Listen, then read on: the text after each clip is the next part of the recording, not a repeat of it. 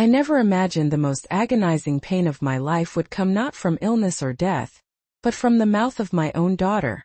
I was sitting in the back of the lavish ballroom, surrounded by shimmering gold balloons and upbeat music. I watched her glide onto the stage, positively glowing in her deep blue gown, ready to deliver her thank you speech. It was her 35th birthday, and I, as naive as I was, expected to hear at least one expression of gratitude, just a single word. But what came out of her mouth was like a sharp dagger, piercing me without any warning. She embraced her mother-in-law, Mrs. Vivian LaRue, tightly, pulling her up from her seat. With the microphone in her hand, she declared, "This is the only mother who truly matters to me." The entire room burst into applause. I saw the smiles, the camera flashes, the bright, expectant eyes of the guests. Then, as if that weren't enough, she turned toward me. She added in that firm voice she had so often used to yell at me in private, "You can go now." I felt like I couldn't breathe. My hands trembled on my purse as I desperately tried to hold on to what little dignity I had left. No one looked at me. No one defended me. It was as if I had suddenly been erased from history. I rose slowly, my knees heavy, as my daughter Amara Whitfield watched me with that mixture of contempt and triumph I had seen in her eyes so many times before. But just as I took the first step toward the exit, someone else stood up. My daughter-in-law, Tasha Monroe. Tasha walked with a determined stride toward the stage, took the microphone from Amara's hands, and with a voice that was shaky yet resolute, she said something that chilled everyone to the bone. "I can't stay quiet," she began. "Today is your birthday, and yes, you deserve to celebrate, but you also deserve to hear the truth."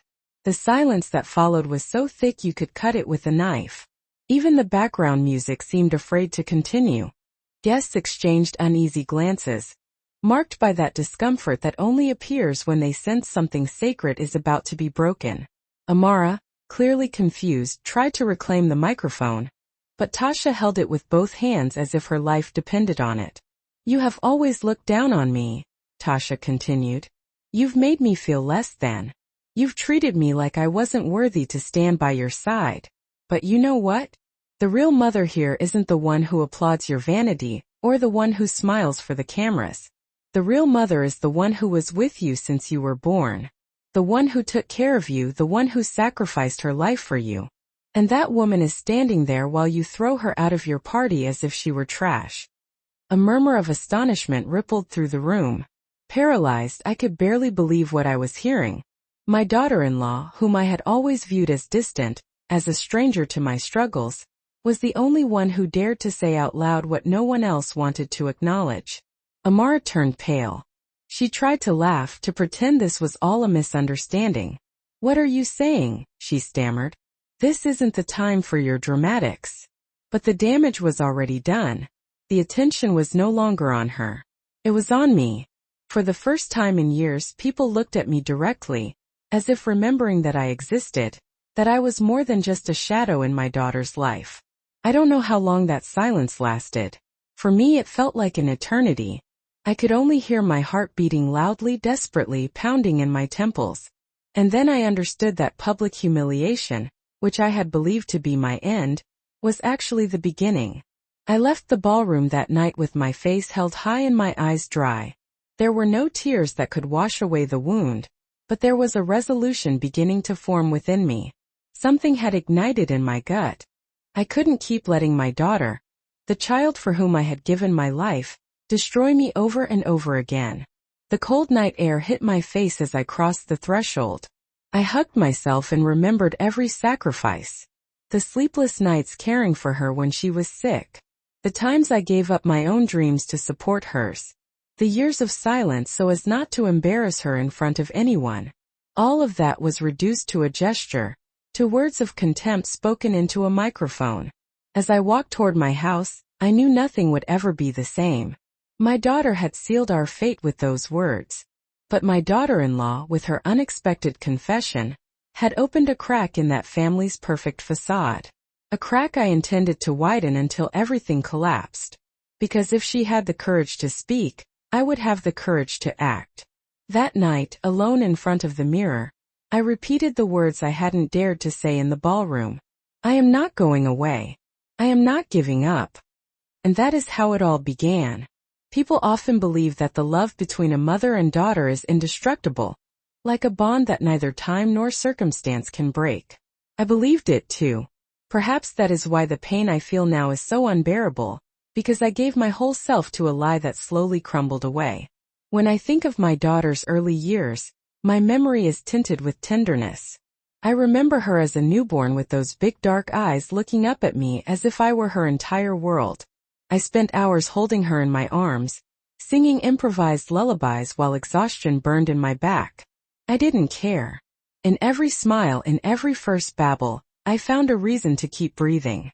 I hadn't had a happy childhood. I grew up in a house where the absence of love was the daily bread. My sickly mother could barely manage me, and my father, with his violent temper, took out his frustration on us. I swore it would be different with my daughter. I swore I would give her everything I didn't have. A safe home, a warm hug, a refuge where she could grow without fear. First I succeeded. But over time the roots of that promise began to crack. Her father, my husband Solomon Whitfield, was never an easy man. He was a hard worker, yes, but also proud and distant. He paid almost no attention to the everyday details that I valued so much. For him, raising a daughter was a secondary task, a duty that fell entirely to me. He became the judge and executioner of my efforts. If she cried, it was my fault. If she got sick, I hadn't taken good care of her. If she acted out, it was because I had been too soft. And my little girl absorbed every word. She grew up hearing from her father that I wasn't enough, that I lacked character, that I wasn't up to his standards. At first she defended me, but over the years she stopped. It was easier to join him than to stay on my side. I remember one afternoon when she was just 12 years old. I had cooked her favorite meal to cheer her up after a tough school test. When I served her plate, she looked at me with disdain and said, "Dad says you're a bad cook." I froze, the knife still in my hand. I asked her if she thought so too, and her response was a shrug, as if my effort meant nothing. That day, I understood that the poison of contempt had already taken root in her heart. The teenage years were even crueler. Every time we argued, she repeated phrases that weren't her own. They were echoes of her father and later of her husband's family. "You're outdated. You're in the way. You never gave me what I needed." And I, instead of confronting her, remained silent. I was afraid of losing her. I believed that if I endured, if I held on, someday she would understand everything I did for her. But that day never came. The arrival of her mother-in-law, Vivienne LaRue, completed the sealing of my fate in Amara's life. That woman, sharp and with a gift for charming people, won her over with attentions and flattery that I never knew how to give so ostentatiously. She had money, connections, and sweet words that sounded like music to ears anxious for recognition. Amara started comparing me to her, seeing in that woman what I couldn't offer, and each comparison left me further relegated, smaller, more invisible. Slowly, I began to notice that family invitations were shrinking, that the photos she shared on social media never included me, and that in conversations I was merely a footnote, an uncomfortable memory she preferred to hide. When did I lose my daughter? That is the question that keeps me awake at night. Maybe it was the day I accepted silence instead of demanding respect. Maybe it was when I chose to be quiet rather than confront her father. Or perhaps it was even before that, when the pain of my own childhood prevented me from teaching her how to love me. The truth is that while she grew, I faded. And by the time I wanted to react, it was too late. She had replaced me. She had found in another woman the maternal figure I always dreamed of being for her. And yet here I am. Despite everything, I still feel love. A wounded, mutilated, but still living love. Because even though she pointed me out in public, even though she threw me out of her party, even though she told me to leave, I am still her mother. And a mother's heart doesn't obey logic, but an instinct that condemns her to love even those who hurt her. That is my greatest weakness and at the same time my greatest strength. Because that love doesn't mean resignation. On the contrary, it means I won't surrender. Even if my daughter denies me, I have a right to the truth. And if she chose to forget it, I will make sure to remind her of it even if it hurts her. What happened on her birthday wasn't an accident. It was the fruit of years of silences and contempt, but it was also the start of something new. Because now I know I am not willing to keep living in the shadows. If my daughter wants to bury me alive, she will have to watch me rise from that grave and give her back every word, every gesture, every piece of disrespect. And I won't do it with screaming or violence. I will do it with the truth. That truth they fear that no one expects. And that will be my greatest revenge. If I had to describe my life in one word, that word would be silence. Because what destroyed my relationship with my daughter wasn't just the yelling, the arguments, or the contempt. It was the prolonged silences loaded with an invisible poison that accumulated day after day until it suffocated me. At home, my husband Solomon Whitfield owned the conversation, and I learned too quickly that contradicting him was useless. He imposed his version of life, and we both, my daughter and I, had to accept it. The terrible thing is that over the years, Amara didn't just accept it. She admired it. He became her model of authority, her point of reference. I, on the other hand, was relegated to the role of a secondary figure, a muted backdrop. I remember one particular dinner. Amara must have been 16. The three of us were at the table, and she excitedly commented that she wanted to study music. She had talent. Since she was little, she showed a sweet voice and an excellent ear. I encouraged her. I told her she should follow her dreams. But her father laughed scornfully. "Music," he said with that voice that chilled the air. "Music doesn't put food on the table. That's for mediocrities. You will study law like your cousin." I tried to intervene. "Let her choose. Don't force her."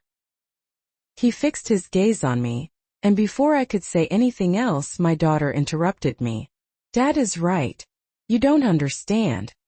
And the silence fell upon me, heavy as a brick wall. That was just one example among many. Every time I tried to offer support, my voice was buried beneath the echo of his.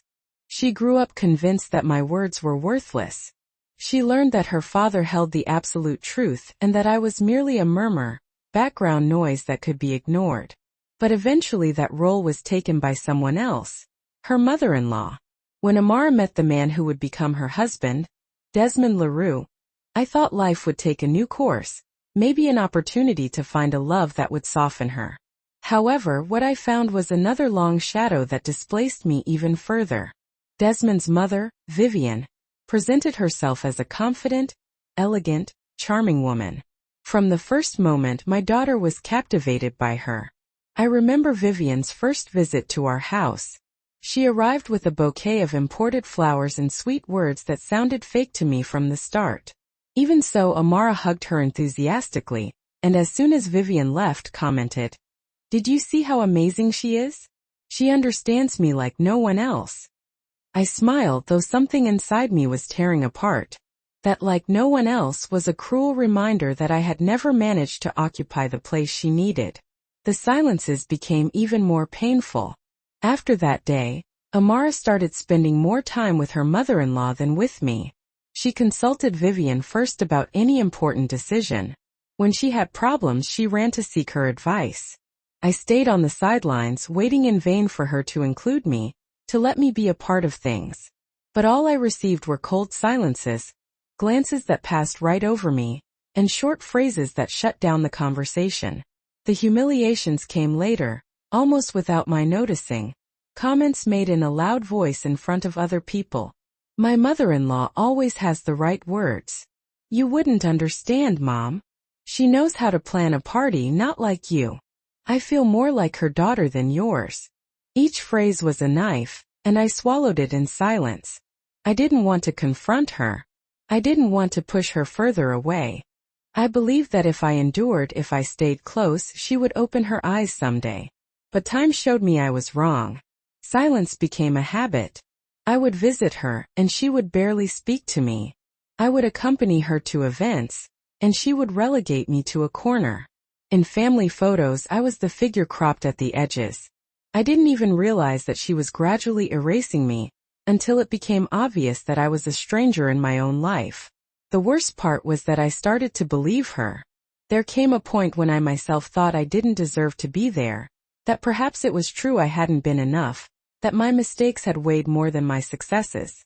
I sank into a quiet sadness, into a bitter acceptance that my place had been taken and that no one, not even my daughter, would fight to give it back to me. But what happened on her birthday changed something inside me when she told me in front of everyone that I could go. The silence finally shattered. It was as if the evidence of what I had tolerated for years had hit me head-on. And then my daughter-in-law Tasha appeared, unexpected, with a voice that defied that custom of silence. She spoke when I had forgotten how to. In that instant I understood something crucial. My silences had been my prison. I had locked myself in them, believing that staying quiet was the way to keep my daughter. But staying quiet only stripped me of my dignity. Now I knew that if I wanted to recover what was left of me, I had to speak. Even if no one wanted to listen, even if it hurt, I had to do it. The weight of the silences had crushed me for decades. But now, finally, I was ready to break them. And I would do it with the truth, even if that truth set fire to everything my daughter had built. I will never forget the expression on Amara's face when my daughter-in-law snatched the microphone that night. She, accustomed to being the center of everything, to no one contradicting her, was paralyzed. For a second, I thought Tasha would limit herself to making a trivial comment, maybe a forced compliment, but what came out of her mouth was a torrent of truths no one expected. And every word was a whip that echoed against the ballroom walls. "Today is your birthday," Tasha said, her voice trembling but firm. "And it's fair that you receive affection. But it's also fair that you face what you have wanted to hide for so long." The murmuring among the guests stopped. Glasses froze halfway to mouths. Laughter caught in throats. I felt my heart accelerate as if it wanted to escape my chest. Something big was about to happen. And for the first time, I wasn't the target of the humiliation, but a witness to a truth that was dragging me from the shadow into the light. Amara tried to regain control. She approached Tasha with a strained smile. "What are you saying? Don't make a drama out of my party." But Tasha didn't stop. I saw her grip the microphone with both hands as if holding a weapon. "Your mother gave you everything she had," she continued. "And you, instead of thanking her, have made her the target of your contempt. You've allowed others to humiliate her. And you joined in the mockery as if it were a sport. Do you know what it's like to see a mother leave your house crying because you treated her like a stranger?" "I do, because I've seen her." A murmur of surprise swept through the room. My throat constricted. I could barely breathe. I hadn't expected such a defense. I had never imagined that anyone, especially my daughter-in-law, would have the courage to expose in front of everyone what I had suffered in silence. Amara, nervous, looked at the guests. "Don't listen to her," she said, laughing forcefully. "She always exaggerates." But Tasha took a step forward and lowered her voice as if speaking directly to her. "It's not exaggeration. It is the truth you've hidden beneath your parties and your applause." The tension became unbearable. I could see Amara's mother-in-law, Vivian, stiff in her chair, her lips tight and her gaze furious. She couldn't bear her kingdom of perfection to be shaken. And Amara, seeing herself exposed, began to lose control. "Shut up," she yelled at Tasha. "This isn't your moment." Tasha looked at her calmly, and it was that calm that made Amara tremble even more. "No, this isn't my moment," she replied. "It is your mother's, the one you snatched away years ago." The words hung in the air like a verdict. I felt my legs tremble, but not from weakness, from a strength I hadn't remembered feeling in a long time. It was as if Tasha's voice had returned the dignity I myself had buried. The guests didn't know where to look. Some watched me with pity, others with embarrassment, still others with a mix of surprise and respect. No one dared to applaud this time. It was too real, too raw. Amara, in contrast, was falling apart. I saw her face shift from rage to humiliation, from arrogance to desperation. She wasn't prepared for someone to confront her, much less in front of everyone. She had always lived believing she could manage appearances, that with a false smile, she could hide the rot she carried within. But that night the masks broke. I wanted to speak. I wanted to seize that moment to say what I had kept bottled up for years, but I held back. It wasn't my turn yet. Sometimes the greatest act of power is silence well used. Tasha had lit the fuse, and I had to wait for the exact moment for the explosion to become my weapon. Amara tried to recompose herself and in a desperate attempt hugged her mother-in-law in front of everyone. "She is the mother I always wanted," she said, almost screaming. "I don't need anything else." But the phrase sounded hollow, empty. No one believed it because after what Tasha had revealed, everyone knew it was nothing more than a childish defense, a last desperate thrashing before sinking. I watched her in silence with a mixture of pain and compassion. On one hand, she was still my daughter, the child I once carried and soothed during nights of fever. But on the other, I no longer recognized her. She was a woman consumed by her own pride, unable to see beyond her ego. That night, I knew the war between us had stopped being invisible. Now it was public. And in a public war, the winner isn't the one who screams loudest, but the one who knows how to wait and strike at the right time. Tasha looked at me from the stage, and in her eyes, I saw something I'd never seen before: complicity. It was as if she were telling me without words that I wasn't alone, that someone was willing to testify to what I had lived through. And then I understood that this birthday, which had begun as my condemnation, had turned into my opportunity because Tasha's words weren't the end of the humiliation. They were the beginning of my retribution. That night after the birthday party, I returned home with an exhausted body and a wounded heart, but also with a mind ablaze. Tasha's words had opened a crack in the facade Amara had constructed for years. And as I took off my dress and let down my hair in front of the mirror, memories started falling over me like stones. Scenes from a past whose wounds never closed, episodes that had scarred me invisibly. I close my eyes and see her as a little girl, barely 5 years old, running toward me with a bunch of wildflowers she had picked in the yard. "You're the best mommy in the world," she told me then with a smile that lit up my soul. That memory haunts me because it proves there was a time when I meant everything to her, and it hurts to ask myself when I stopped being that. As the years passed, the sweet gestures faded. I remember her adolescence as an especially cruel phase. There were days when she came home from school, threw her backpack on the couch, and walked right past me without greeting me, without looking at me. I tried to reach out, asking her how her day was, or if she needed anything. She answered in monosyllables or with that silence that hurt more than any insult. One day, when she was 15, we argued because she had arrived home late. I was worried. I had waited up for her with dinner served. When she came in, I asked her to explain where she had been. It's hard to believe that the most excruciating blow I've ever received wasn't from a disease or the loss of a loved one, but rather from the very daughter I brought into this world. I was in the back of the luxurious ballroom, completely surrounded by glittering gold balloons and a vibrant, upbeat soundtrack. I watched her radiant and poised, as she confidently walked onto the stage in a stunning deep blue gown, ready to give her thank you speech. It was her 35th birthday, and I, in my naivete, honestly believed I would hear at least one kind word, one sign of gratitude, even just a tiny sliver. But instead, a verbal dagger flew straight from her lips, striking me with unexpected force and precision. She pulled her mother-in-law, Mrs. Vivian LaRue, up from her seat and gave her a long, dramatic hug. Then, holding the microphone, she publicly proclaimed, "This is the only mother who truly matters to me." The room erupted in enthusiastic applause. I could see the beaming smiles, the blinding flashes from the cameras, and the bright, adoring eyes of all the guests.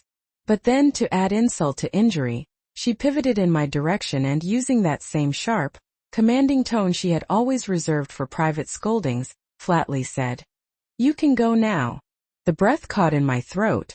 My hands began to shake uncontrollably as I clutched my purse, desperately trying to cling to the last vestiges of my dignity. Nobody looked my way. Nobody came to my defense. It was as if I had suddenly ceased to exist, completely wiped from everyone's memory. I slowly rose to my feet, my legs feeling like lead weights, as my own daughter, Amara Whitfield, watched me with that familiar blend of triumph and utter disdain. But just as I took that first, heavy step toward the exit, someone completely unexpected stood up. Tasha Monroe, my daughter-in-law. With a firm, purposeful stride, Tasha moved directly to the stage, took the microphone out of Amara's grasp, and with a voice that was both shaky and resolute, said something that I think made the blood run cold for everyone in the room. She began. I simply can't stay silent. Today is your birthday, and yes, you absolutely deserve all the celebration and attention. But you also deserve to confront the truth that you have been trying so hard to ignore. The silence that followed was thick and heavy, almost suffocating. Even the cheerful background music seemed to realize it was best to fall silent. Guests began exchanging uneasy glances, that particular kind of discomfort only showing up when you sense that something sacred is about to be completely shattered. Visibly confused, Amara tried to grab the microphone back, but Tasha held on tightly with both hands, as if her very life depended on it. Tasha continued. You've always looked down on me, made me feel inadequate. You've treated me as if I wasn't worthy of being your equal. But guess what? The true mother in this room isn't someone who just applauds your vanity, or puts on a smile for the cameras. The real mother is the one who was there for you since day one, who cared for you and poured her entire life into you. And right now, that amazing woman is standing there while you treat her like trash, trying to kick her out of your own party. A wave of audible astonishment swept through the room. Frozen in place, I could barely process what was happening. My own daughter-in-law, someone I had always dismissed as a bit of a distant figure and never really connected to, was the only one with the courage to voice what everyone else was deliberately ignoring. Amara went pale. She laughed nervously, trying to brush it off as some kind of joke. What are you even talking about? She stammered. This is hardly the time for one of your melodramatic moments. But the damage had already been done. The spotlight had shifted. All eyes were now on me. For the first time in what felt like forever, people were looking at me directly, as if they were suddenly remembering that I was actually there, that I was more than just a vague shadow lurking in the background of my daughter's life. I honestly couldn't say how long that heavy silence stretched on. Felt like an eternity. All I could hear was my own heart, pounding wildly in my chest. And then finally it clicked. I realized that this public humiliation, which I was so sure was my absolute lowest point, was actually a new beginning. That night, I walked out of the ballroom with my head held high, my eyes dry. The hurt ran too deep for tears, but a fire was starting to burn within me. I knew I couldn't keep letting my daughter, the child for whom I had given up everything, repeatedly tear me down like this. The frigid night air hit my face as I stepped outside. I wrapped my arms around myself, the memories of every sacrifice rushing back. The countless sleepless nights spent nursing her back to health when she was sick. All the times I had set aside my own dreams to support hers. The years I spent biting my tongue just to avoid embarrassing her in front of others. All of it reduced to a single dismissive gesture, words of utter contempt spat out into a microphone. As I made my way home, I knew that things could never go back to the way they were. My daughter had cemented our fate with those thoughtless words. But my daughter-in-law's unexpected outburst had also cracked the veneer of that perfect family facade. And I intended to widen that crack until it shattered completely. Because if Tasha had the courage to speak up, I would certainly find the strength to act. That same night, standing alone in front of my bedroom mirror, I finally repeated the words that I had been too afraid to say in the ballroom. I'm not going anywhere. I'm not giving up. And that's how it all started.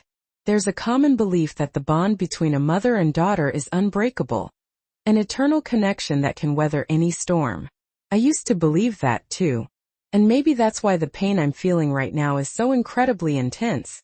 Because I poured my entire being into what turned out to be a slow-motion lie that eventually just crumbled away. When I think back to my daughter's early years, my memories are all tinged with a warm golden tenderness.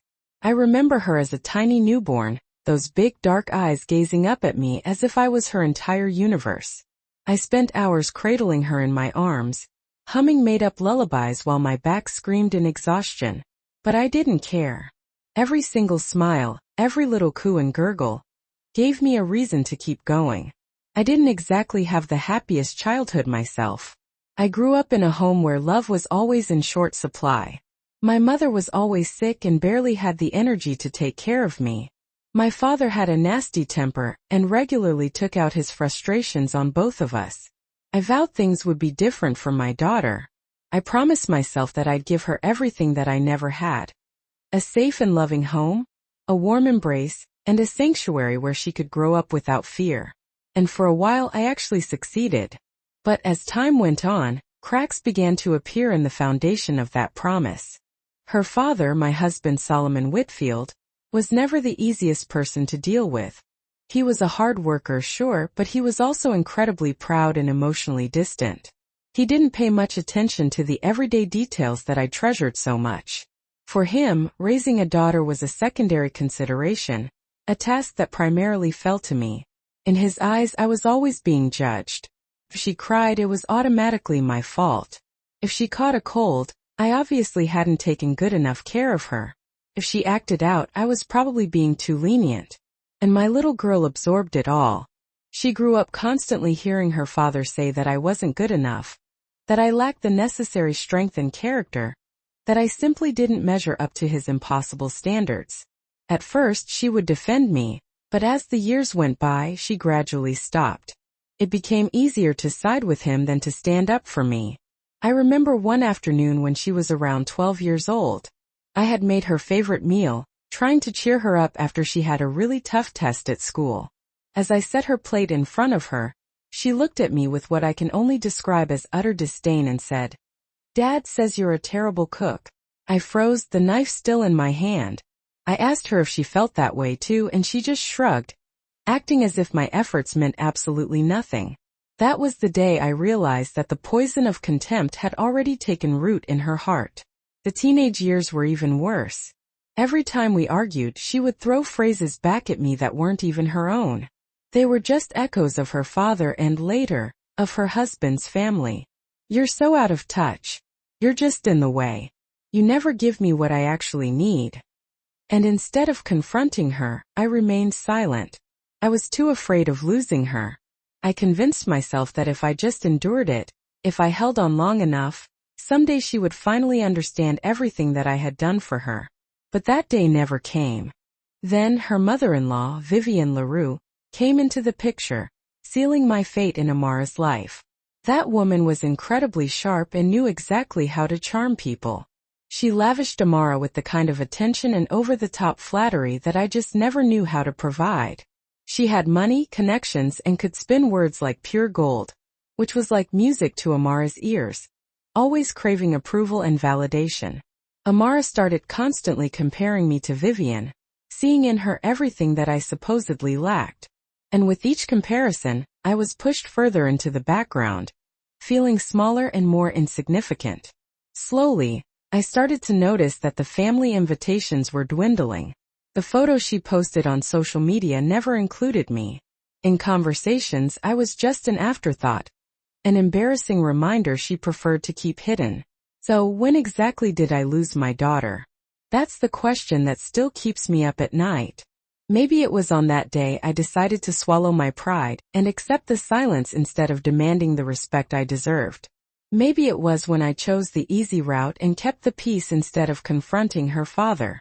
Or maybe it goes back even further than that, when the unresolved pain from my own childhood held me back from teaching her how to truly love me. The sad truth is that while she was blossoming and growing, I was slowly fading away. And by the time I decided I wanted to fight back, it was already too late. She had completely replaced me. She had found in another woman the maternal figure I had always dreamed of being for her. And yet, here I am. Despite everything, I still feel love. A damaged, wounded, but undeniably present love.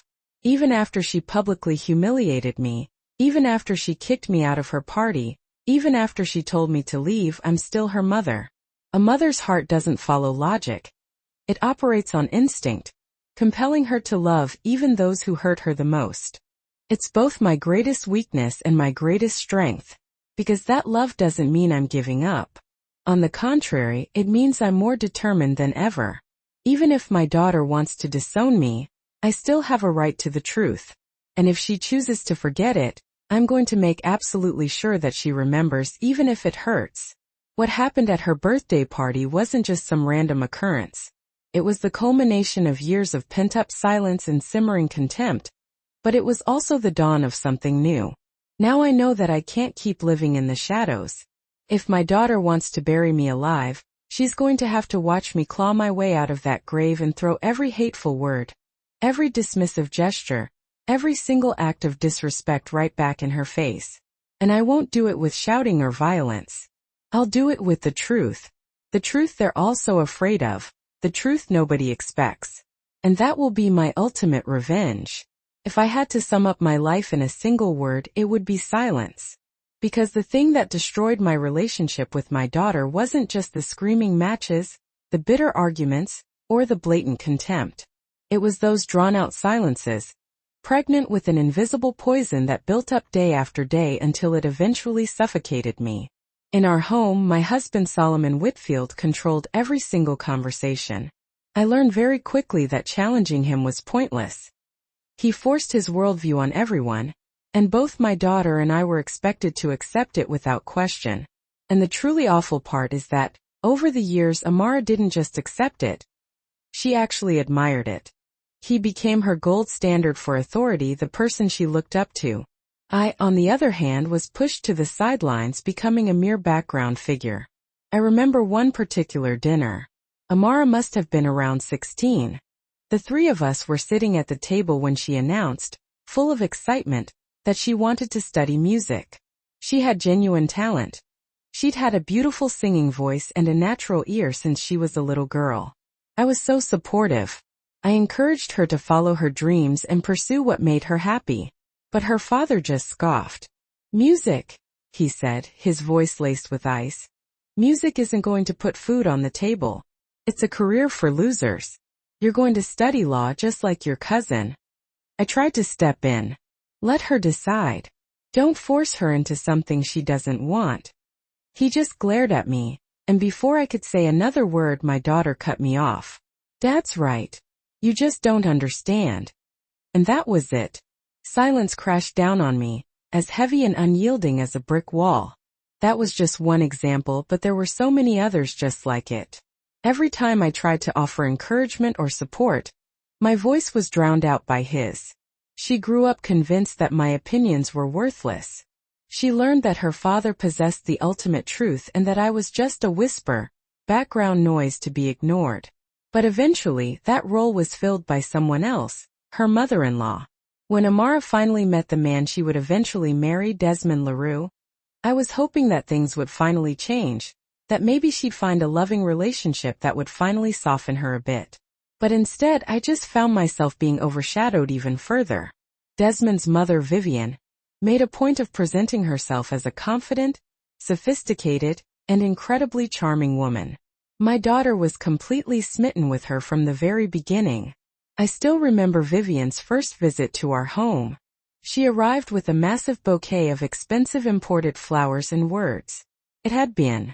She regarded me with a combination of annoyance and disdain, declaring, "You are nobody to question me." Those words felt like I'd been split in two. It wasn't just teenage rebellion. It was a deliberate rejection, a direct attack on my role as her mother. That night, I wept silently at the table, which was still set, the food growing cold on the plates. Another painful memory was seared into my mind like a burn. It happened at her high school graduation. I had put in so much effort to get everything ready. Her dress, the dinner, all the little details that I thought would make her happy. And then, at the end of the ceremony, when the organizers invited the students to come on stage with their parents, she immediately looked for her father. I went up there too, but when I reached for her hand, she subtly pulled away. Nobody else noticed except for me, and that small gesture broke my heart. It was like she wanted to erase me, even from the pictures that were going to preserve that important moment forever. The years that followed were filled with a series of both minor and major hurts. I remember visiting her house after she had already moved in with Desmond. I brought a dessert that I had lovingly made, thinking she'd appreciate it. As soon as she opened the door, she gave me a once-over from head to toe and said, "Oh, Mom, don't you ever get tired of trying to play the good one? Nobody here needs your stuff. Then she snatched the platter out of my hands without even looking me in the eye. I stood there in the hallway, forcing a smile while I overheard her telling Vivian in the kitchen, "Look at her, still trying so hard to be relevant." I remember that phrase as if it were just yesterday. Each hurtful incident added another layer to the wall between us. I tried to tear it down with patience, with love, with quiet resignation. But my daughter kept adding new stones, each one fueled by another slight. It got to the point where I realized that she didn't want to reconcile, that she had made her decision. She had chosen to give another woman the place that was rightfully mine. And what made it even worse was the cruelty with which she seemed to be trying to get me to completely give up. On those lonely nights, I would question whether I had failed as a mother. Maybe I hadn't given her enough, or maybe I had been too overprotective. I was consumed by guilt. I worried that my own past, my difficult childhood, had influenced how I raised her. Perhaps without realizing it, I had smothered her with my fears, leading her to find in Vivian the confident and independent figure that I could never be. But then I thought back on all that I had sacrificed. The years of hard work, the sleepless nights, the dreams I had put aside so that she could pursue hers. And I realized that no, it wasn't a lack of love or devotion. The problem was that, in her ambition to gain recognition, she had chosen to deny her roots. I was the inconvenient part of her story, the part she preferred to hide in order to shine in front of others. Those wounds never fully healed. And on her birthday, they all reopened and bled at once. When she told me in front of everyone that I could leave, it wasn't just a humiliation. It was a cruel culmination of years of built-up disdain. But the difference this time was that I wasn't going to stay silent anymore. Because those wounds, as painful as they were, had also made me stronger. Every hidden tear, every insult I had swallowed, every glance I had avoided had hardened me like steel. And if my daughter thought she could still break me, she was wrong. Now I was the one who was ready to break the silence, to raise my voice, to use the truth as a weapon. That night, I promised myself that there would be no more wasted tears. The wounds would still be there, yes, but they wouldn't be signs of defeat. They would be my battle scars, and I would wear them as I marched onto the battlefield that awaited me. The battle for the truth that had yet to be revealed. Pain is a teacher, but humiliation is a sharpener. And after that party, when I heard my daughter publicly tell me that I could leave, I understood that the time had come to transform my scars into weapons. I couldn't keep expecting gratitude where there was only contempt. I had been silent for far too long. I had endured snubs that left me branded like a hot iron. But that night, as Tasha's words echoed in my mind, I decided that I would no longer be a victim.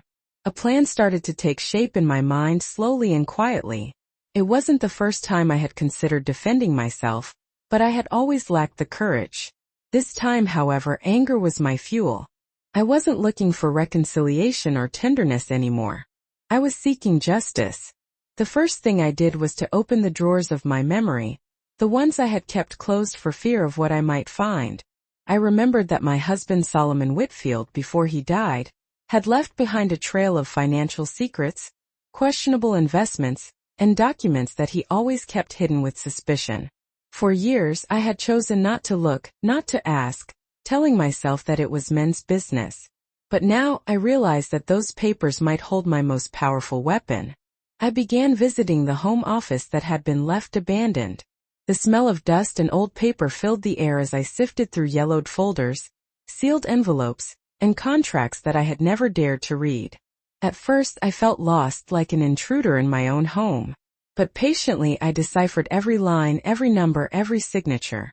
I discovered that my husband had made deals with my daughter's in-laws, financial favors that tied our fates together more than I ever would have wanted. And there was the irony. The mother-in-law my daughter now idolized actually owed me more than she would ever admit. This was dynamite, and I knew it as soon as I read it. I didn't want to rush things. I sought help quietly. I contacted a trusted old friend, Calvin Pierce, a retired attorney who had always respected me. I brought him the documents and asked him to explain what they really meant. I remember him looking at me with wide eyes. "Do you have any idea what you're holding here?" he asked me. With this you could sink your daughter, her husband, and even the in-laws' whole family. A shiver went down my spine. Not because I was scared, but because for the first time I realized that I held the power in my hands. I started to formulate my strategy. I made copies of everything, securing them in different locations. I even gave a sealed envelope to my lawyer with clear instructions in case anything happened to me. It wasn't paranoia, it was prudence. I knew Amara's arrogance and Vivian's cunning too well. If they found out what I knew, they wouldn't hesitate to attack me with everything they had. In public, meanwhile, I continued to play the part of the frail, almost invisible mother. I attended family gatherings. I smiled when I had to. I lowered my head to avoid raising suspicion. Nobody suspected that behind that facade, every gesture, every word, every glance was being carefully calculated. The key to everything was patience. I knew Amara would make mistakes. Her arrogance made her careless, and her need to prove that she didn't need me would lead her down a dangerous path. I just had to wait for the right moment to reveal what I had in my hands. At night, as I reviewed my plan again and again, I found myself thinking about the past. How had we gotten to this point? How had the little girl who used to hug me to sleep turned into a woman who was capable of casting me out of her life, as if I were a nuisance? Sometimes the pain almost made me falter. But then I remembered every slight, every look of superiority, and my resolve turned to steel. I also thought a lot about Tasha. Her bravery at the birthday party had been the spark that ignited the fuse of my plan. I wondered what motivated her to speak up, whether she did it for me or because she too had suffered at the hands of my daughter. I didn't know, but I was sure of one thing. That woman, who had initially seemed like a stranger, could be an unexpected ally. The plan wasn't just about exposing the financial and social truth about my daughter and her mother-in-law. It was bigger than that. I wanted to dismantle the facade of perfection that they had built at the cost of my humiliation. I wanted everyone, absolutely everyone, to see what was hiding behind those applause, those fake smiles, and those empty speeches. Once in front of the mirror, I dared to speak out loud, as if I were rehearsing for the day of the revelation. "I don't want your affection," I said, imagining Amara standing in front of me. "I don't need your applause. All I demand is respect. And if you don't know how to give it to me, I will take it from you with the truth." That mirror became my confidant for weeks. I practiced words, gestures, even silences. I wasn't going to improvise. When the time came, every phrase had to be precise. Every pause had to drive her deeper into her own lie. And while everything was brewing in the darkness, I smiled in public, accepted the snubs, and pretended not to hear the mockery. Inside, however, I repeated over and over, "Wait, Isabel, wait. Your moment will come." That moment was closer than anyone could imagine. There are conversations a mother never wants to have with her daughter. For years I dreamed of sitting face to face, talking without yelling or accusations, and maybe even crying together to heal the wounds we both carried. But when I finally gathered the courage to seek her out, I realized that all I would find was a cruel reflection. My daughter, in her harshness and contempt, reflecting the worst qualities of her father and the woman she now called mother. I asked her to meet me at my house, in the living room that had so often been the site of simple birthdays, homework sessions, and Sunday movie nights. She arrived late, as always, with an arrogant expression and expensive perfume that seemed to cling to every corner of the room. She didn't even apologize. She sat on the couch as if she owned the place, not like a guest, and crossed her legs with an air that I found unbearable. "What do you want now, Mom?" she asked, with that impatient tone that so often pierced me like a needle in the chest. "I'm busy." I looked at her in silence for a few seconds. She had so much of me in her features that it hurt. The same dark hair, the same broad forehead, but in her eyes there was no tenderness or recognition, only coldness. "I wanted to talk to you," I finally said, "not as enemies but as mother and daughter." She laughed, a dry, humorless chuckle that tore me apart inside. "Mother and daughter? We stopped being that a long time ago." I bit my lip. I didn't want to cry, not in front of her. "Why, honey? Why do you hate me so much?" Her answer was a look filled with resentment. "Because you were never enough." Always small, always subdued, always begging for a place. Dad was right. You were a nuisance and I didn't want to be like you. I felt the blow like a sledgehammer to the stomach. Hearing those same words that her father had thrown at me so many times coming from her mouth was unbearable. It was like reliving all the years of humiliation, amplified by the voice of my own blood.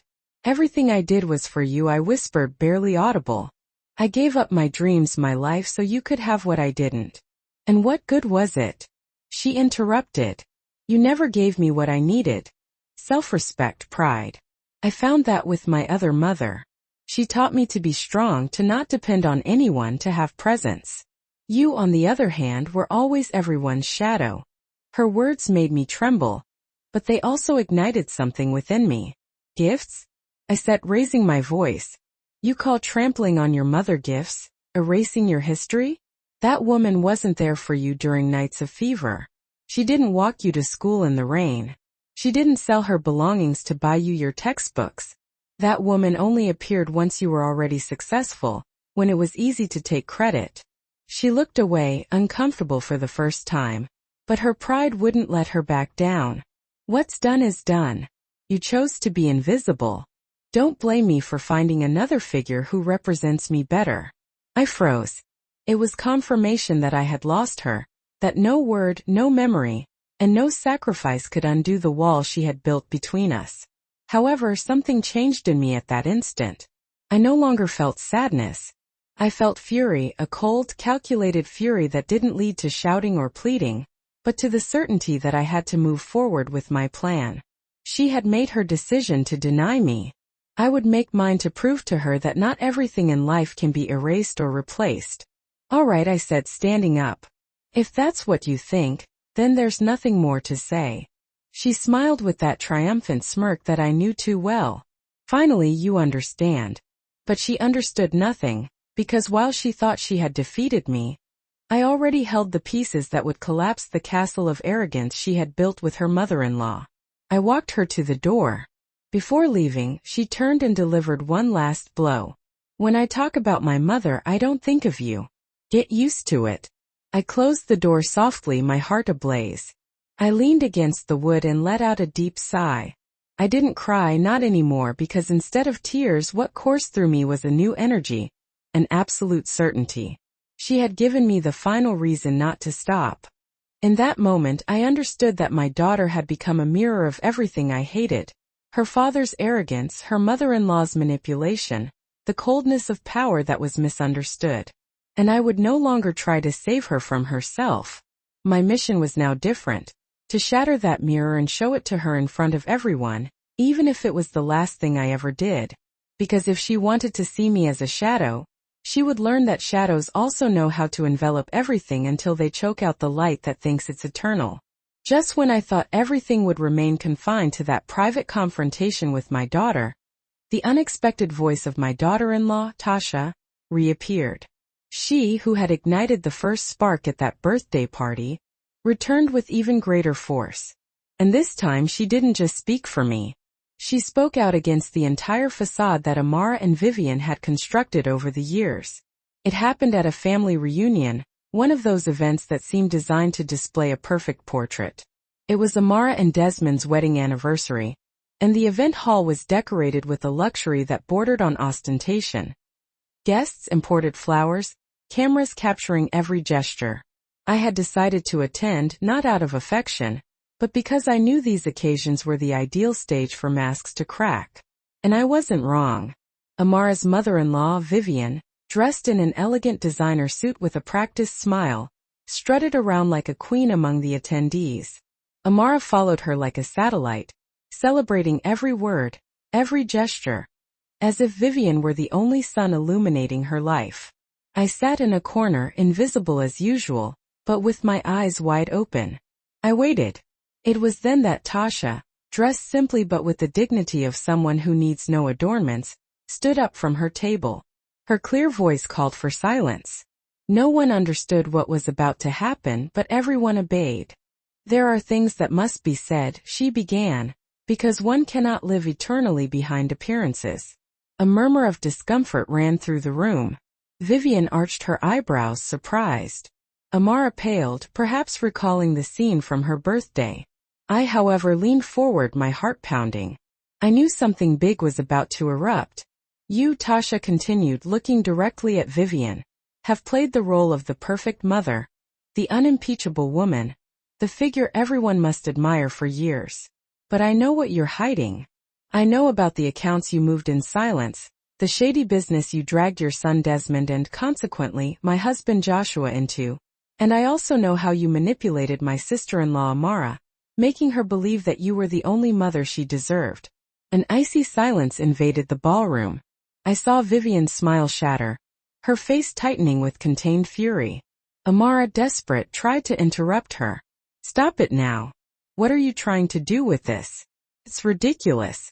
But Tasha didn't stop. What I'm trying to do is tell the truth. Or do you want me to show the documents I'm holding because I have them? I've seen the transfers, the contracts with false names, the agreements signed behind the family's back. The guests began to whisper. Some discreetly pulled out their cell phones. Others exchanged astonished glances. The perfect scene crumbled like a house of cards under an unexpected breeze. I watched everything with a mixture of vertigo and satisfaction.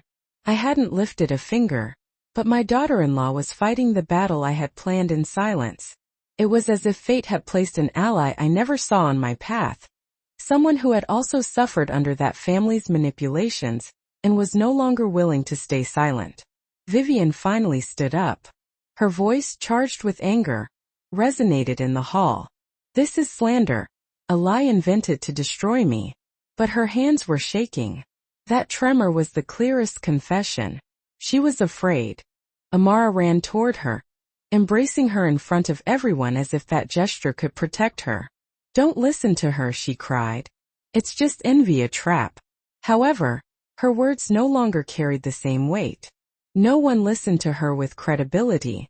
The shadow of doubt had fallen over their impeccable stage, and in these environments, a shadow is enough to extinguish all the lights.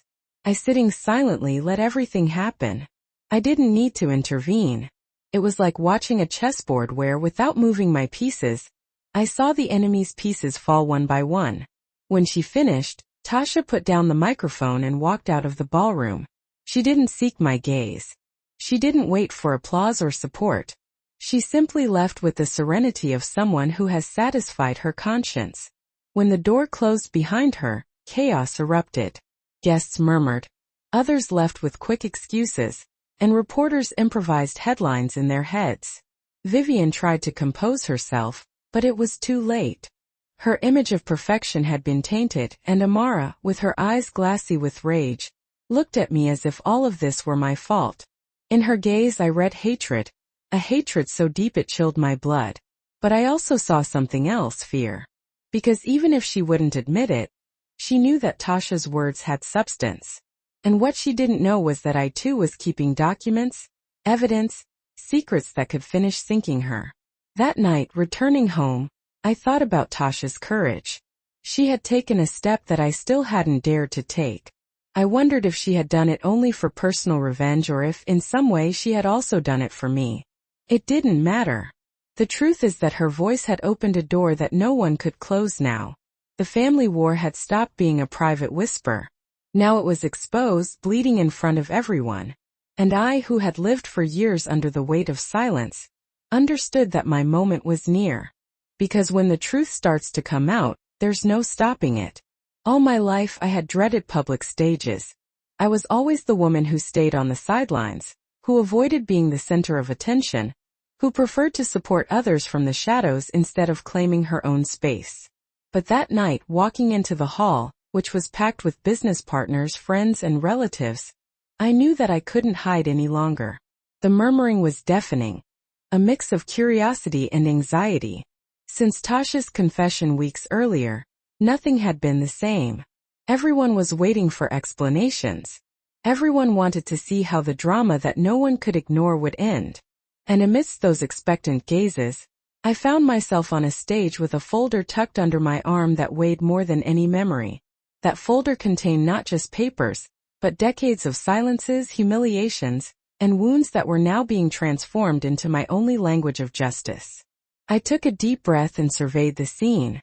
I saw Amara rigid in her seat, her eyes as cold as knives and her body as tense as a bow about to snap. Beside her, Vivian stood with a stony face, trying to project dignity, though I noticed a slight tremor in her hands. Both faces reminded me of years of contempt, the gestures of superiority, the looks that reduced me to a shadow, the words that condemned me to oblivion. And there they were, exposed before an audience that was beginning to suspect that this family perfection was nothing more than a facade. I opened the folder, and the sound of the paper crunching was like a gunshot that sliced through the silence. "I have been silent for too long," I said, my voice firm though my insides were shaking. "I kept quiet when my husband humiliated me, when my daughter pushed me away. When this family reduced me to nothing, I was silent out of love, out of fear, and out of habit. But no more. Today I have come to speak, and what I am about to say will forever change the way you see those who have scorned me." The tension could be cut with a knife. Some heads leaned forward expectantly. Others discreetly retreated, fearing the scandal that was coming. Calmly, I unfolded the documents. These were not rumors. They were not insinuations. They were contracts, transfers, bank records. My husband's inheritance and the economic dealings of Amara's in-laws were tainted with irregularities. I had discovered it among dusty papers that no one expected me to review. But there it was. The truth they had hidden for years now turned into my sword. Amara suddenly stood up, her voice filled with fury. "Lies. This is all lies." I looked at her without blinking and held up one of the documents. "Lies? Then explain to everyone why your signature appears here, authorizing movements that you never declared. Explain to them, not me, why you agreed to cover for your father when he asked you to sign in his place." The color drained from her face. Her entire body shuddered. For an instant her lips moved, but no words came out. The audience understood. The doubt had been sown, and doubt, once established, is more destructive than any scream. Vivian stood up, her voice full of disdain. "This is a setup," she said. "A personal vendetta by a resentful woman." Then I pointed to her with the calm of someone who knows that they have already won. "If it were a setup, why are your hands trembling?" A wave of murmuring rippled through the audience. Some gasped, visibly surprised, while others exchanged disbelieving glances. In just a few seconds, that woman's carefully constructed image of perfection had completely shattered. What she said became irrelevant. The tremor in her hands communicated more powerfully than her words ever could. I paused for a few moments, allowing the tension in the room to build to an almost unbearable level. Then I continued. "I'm not seeking pity or some kind of free pass to revenge. All I want is for the truth to finally be revealed. And here it is. It's contained in these papers, which will be validated by the notaries present, in these documents that are impossible to erase or ignore. They tried to erase me from history, but you can't simply erase a memory. And today that memory exposes them for who they truly are, right in front of all of you." The notaries in attendance verified that the documents were, in fact, authentic. The business partners, clearly outraged, started to whisper amongst themselves. Some even rushed to leave the room altogether. Those who remained fixed their gazes on Amara, their expressions a mixture of contempt and disappointment. She sank into her chair, her eyes brimming with tears, not of remorse, but of pure unadulterated rage. Vivian, on the other hand, tried her best to maintain a dignified composure, but the fear that she felt was unmistakable in her eyes.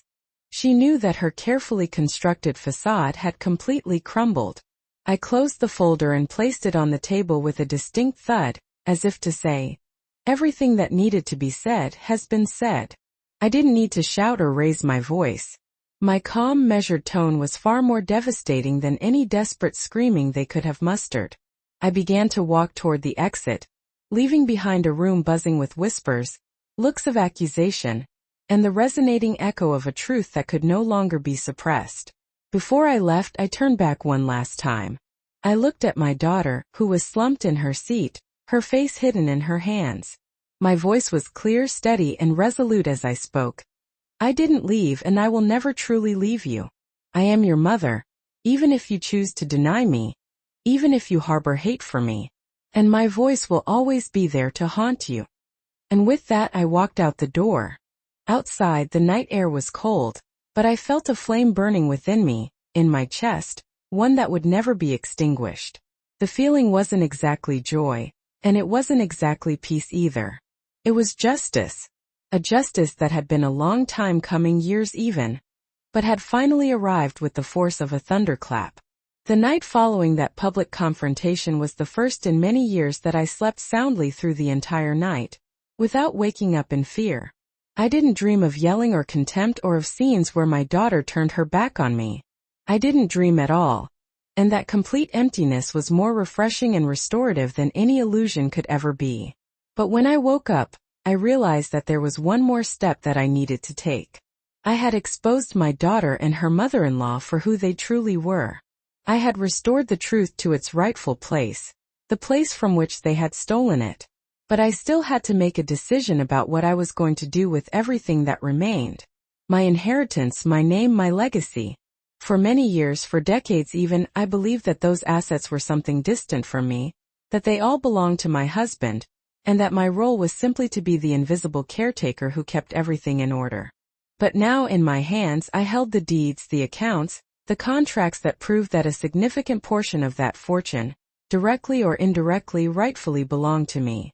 But what I truly valued wasn't the money itself. It was the opportunity to finally have a choice. That power to make decisions which had been denied to me my entire life, was finally mine. I didn't want to repeat the mistakes of the past. I didn't want to continue the cycle of arrogance and contempt that had ultimately destroyed my family. If my daughter had chosen to disown me as her mother, then I would disown her as her heir. I made an appointment to meet with my attorney, Mr. Bell, at his office. He placed a draft of a new will, which we had been secretly working on for weeks, onto the table. I read it slowly, savoring each word. It clearly stated that Amara was to be excluded from the inheritance, that she would not receive a single cent or even a single piece of property. Everything would be designated to a fund that supported young adults who were aging out of the foster care system, and to women who were survivors of domestic violence. A smaller, but still significant, portion of the inheritance would be left to my daughter-in-law, Tasha, who was the only one who had the courage to speak out when everyone else remained silent. Mr. Bell looked at me cautiously, as if he were afraid that I might regret my decision.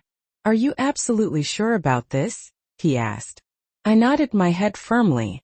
I was more sure about this than I had ever been about anything else in my entire life. My grandchildren would have to forge their own paths in life without relying on a family name, and my daughter would learn, even if it was too late for her, that not everything in this life can be bought with arrogance. I signed the document with a sense of calm that even surprised me. It was as if I was closing a circle that had been open for decades. As if with that signature, I was finally able to bury the shadow of my late husband and heal the wound that my daughter had inflicted upon me. For the first time, I truly felt that I wasn't the one being obedient, but the one making the decisions. The following days were filled with a whirlwind of rumors. It didn't take long for the news to leak out. The widow had disinherited her only daughter. The local newspapers published the story, some with scandalous headlines, others with a more poetic tone. The society that had so enthusiastically applauded Amara's union with her perfect mother-in-law was now reveling in the downfall, the unmasking of her. And amidst all the commotion and chaos, I remained calm, watching from my window as the storm raged on outside. The reaction came swiftly. One afternoon, Amara burst into my house without announcing herself. She was clearly distraught, her eyes red from either crying or yelling. I couldn't tell which. She confronted me in the living room, filled with the fury of someone who felt that everything she had was now slipping through her fingers. "How could you do this to me?" she yelled. "I'm your daughter, your only daughter." I looked at her calmly. "Amara, do you remember that night when you told everyone that you were free to go? That was the day that you renounced me as your mother." Her lips began to tremble. She tried to reply, but she couldn't find the words. I continued to speak, this time without trembling, without any fear. You had me in your life for your entire life, and you treated me with contempt. Now you will have to learn what it truly means to live without me, without my support, without my inheritance. Maybe then you will finally understand the true value of what you have lost." She stood there for a few seconds, as if she was waiting for me to break down, to regret my decision, to run over to her and embrace her. But I didn't. I stood tall, my head held high, showing her that the invisible woman she once knew no longer existed. Finally, she slammed the door as she left, her fury trapped within the walls of the house, while I remained at peace. Over time, my decision began to bear fruit. The foundation that I created opened its doors to the public. Young people who had never had a place to call home finally found shelter. Women who had been silenced for so long regained their voices. And when I looked at their illuminated faces, I understood that this was the true legacy that I wanted to leave behind. Not riches that were tainted by deceit, not the empty titles of a broken family, but something that truly transformed lives for the better. Sometimes late at night I think about my daughter. I wonder if she will ever understand that what I did wasn't motivated by hatred, but by a sense of justice. Maybe she will understand one day. Maybe never. It doesn't really matter anymore. My life can no longer revolve around her contempt. Now, it revolves around something much bigger, my own recovered sense of dignity. I look in the mirror and I no longer see the broken woman begging for love. I see someone who survived humiliation, who walked through the shadows and knew how to patiently wait for the moment when she could finally rise up. And even though I know that loneliness will likely continue to accompany me throughout my life, it doesn't frighten me anymore. I prefer dignified solitude to poisoned company. That is my true triumph. That when people speak of me, they don't remember me as the forgotten mother, but as the woman who refused to be erased, who transformed her pain into justice, and who, even when wounded, knew how to get back up. That is my legacy. Did you enjoy my story? And what city are you listening from? Let's connect in the comments.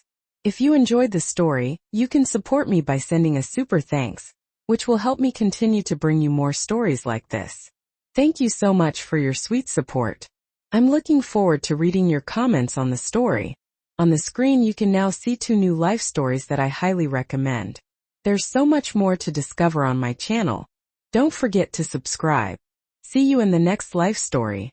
With love and respect.